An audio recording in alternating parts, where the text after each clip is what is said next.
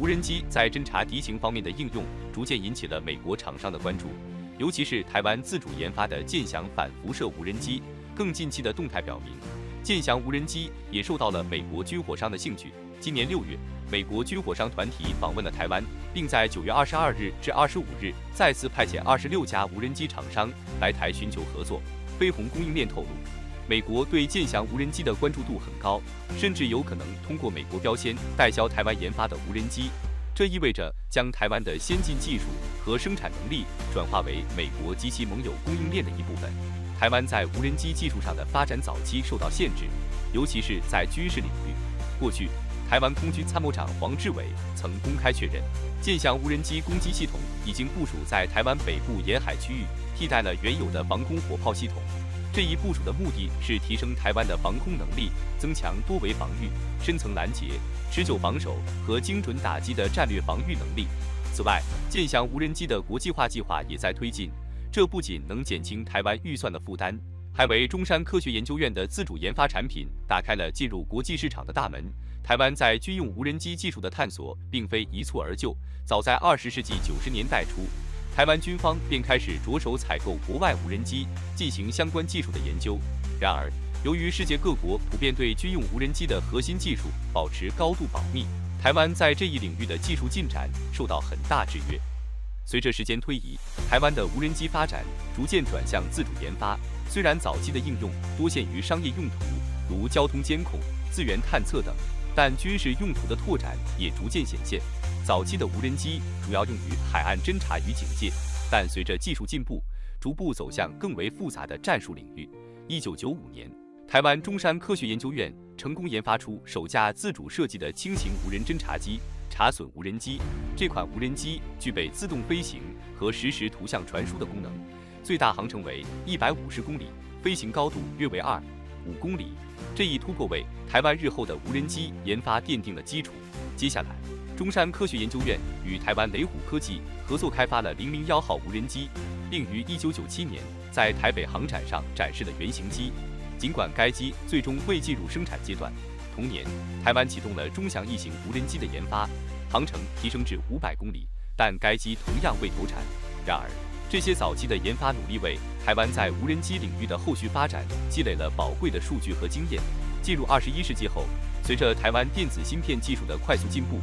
台湾逐步研发出多款军用无人机，剑翔无人机便是这一背景下诞生的新的武器系统。其外形与最近在俄乌冲突中备受关注的伊朗无人机相似，都是一种作战后不回收的单次使用攻击武器。然而，两者在作战任务上有所不同。伊朗无人机设计简易，机身由玻璃纤维构成，采用木质螺旋桨和民用级芯片，配备民用 GPS 导航，射程约为300-400公里。攻击方式直接撞击目标，低成本且有效，被视为一种飞行炸弹。与此不同，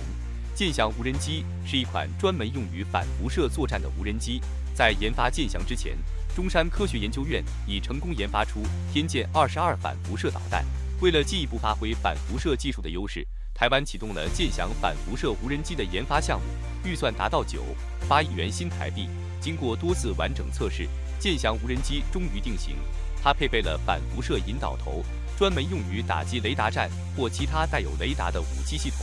此外，剑翔无人机还装配了被动雷达导引头，能够精准定位并打击敌方目标，极大提升了台湾的反辐射打击能力。与伊朗的简易飞行炸弹相比，剑翔无人机在技术上显然要复杂得多。它的机身采用高强度复合铝合金材料，并覆盖了专门的雷达吸波复合材料，从而有效减小雷达反射截面，增强了生存能力。即使在2000米的巡逻高度，剑翔几乎无法被光电探测器捕捉到。它一旦发射，将自主飞往目标区域，进行盘旋侦察，以搜索雷达辐射源，并筛选出潜在的雷达信号。一旦锁定到可疑雷达频率，剑翔会自动进行频率匹配，确认目标后进入攻击模式。如果敌方雷达突然中断，它的系统会自动终止攻击，并转向继续搜索，直到重新锁定目标并实施打击。剑翔无人机的最大飞行时间可达5小时，攻击范围可达到1000千米。其小巧的体积、高机动性以及长时间滞空的特点，使其能够在短时间内完成部署。发射和回收，极大地提升了战斗灵活性和武器系统的存活率。在发射前，剑翔无人机还能够进行任务规划，选择最佳飞行路线，以避开已知的威胁，防止敌方的火炮或导弹打击。因此，台军一旦部署剑翔无人机，将大大增强台湾沿海的防御能力。目前，台湾的岸防炮部队仍在使用美军二战时期的 M114型榴弹炮，这些火炮依赖固定阵地进行作战。尽管这些火炮阵地在90年代曾发挥了重要的防御作用，但随着时间的推移，固定炮位已无法在台海的现代战争中提供足够的威慑力。台军早已计划用新型远程打击武器替代这些老旧的火炮，而剑翔无人机正是理想的替代选择。与 M114榴弹炮只能在近海打击目标，射程仅为10几公里不同，剑翔无人机能够持续飞行5小时，最大航程超过1000千米。考虑到台湾海峡宽度约200千米，剑翔不仅可以替代 M114榴弹炮对近海目标的打击，还能飞越台海打击更远处的雷达设施。剑翔无人机具备自主搜索和攻击能力，能够通过逆向追踪敌方雷达信号，精确打击敌方开启的雷达设施和舰船，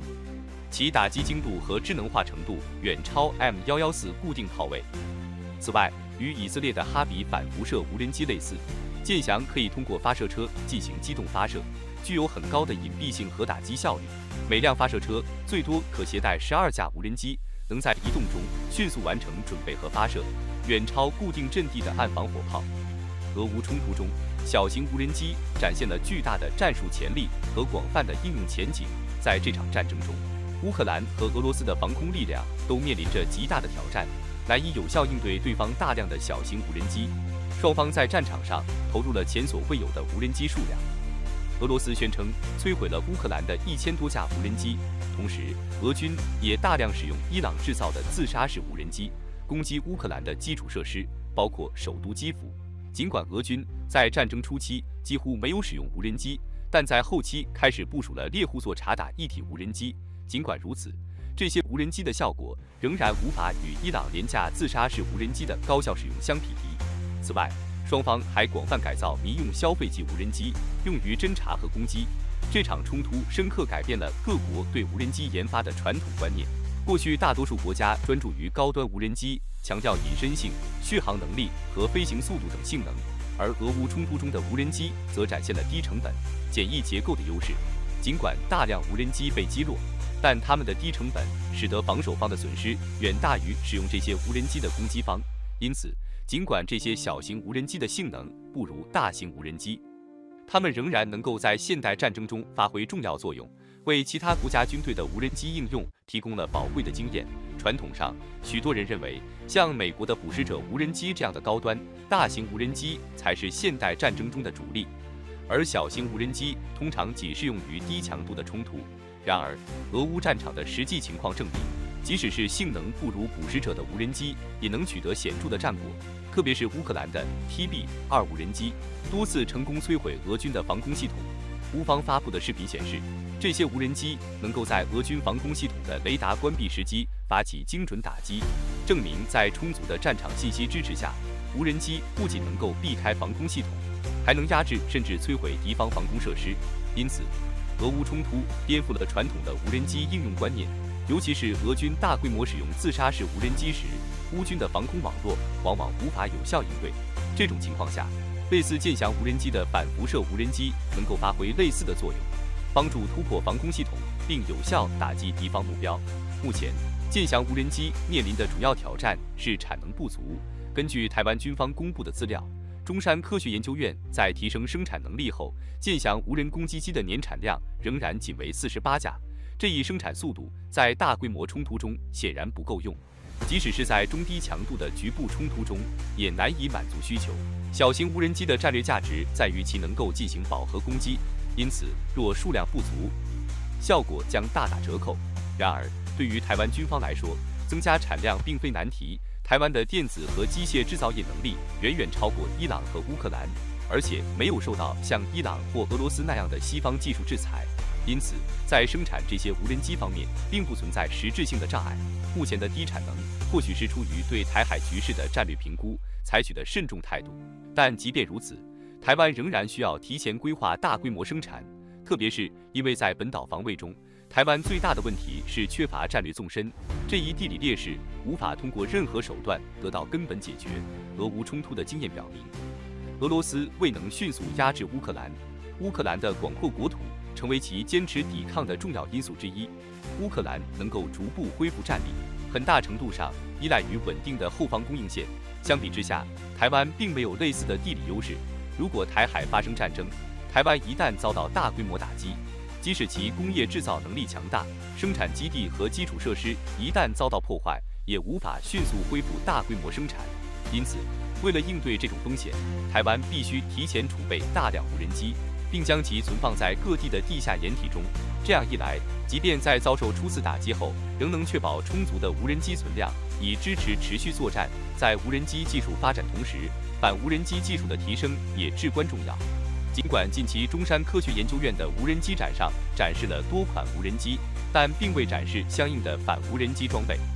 目前，台军的主要反无人机设备是便携式反无人机枪。尽管这种设备便于携带且灵活，但由于其体积和功率的限制，作用范围和干扰能力有限，对于中型和大型无人机，尤其是敌方技术较为先进的无人机，显得无力应对。因此，台军迫切需要提升反无人机设备的性能。在这一领域，美国海军陆战队的轻型防空系统为台湾提供了一个有效的参考。该系统由2辆北极星全地形车、一个指挥中心和1辆配备先进传感器的车辆组成，集成了空中监视雷达、小型光电红外摄像机、射频探测系统及射频干扰器等设备。这个系统能够探测、追踪、识别无人机，并通过电子干扰使其迫降。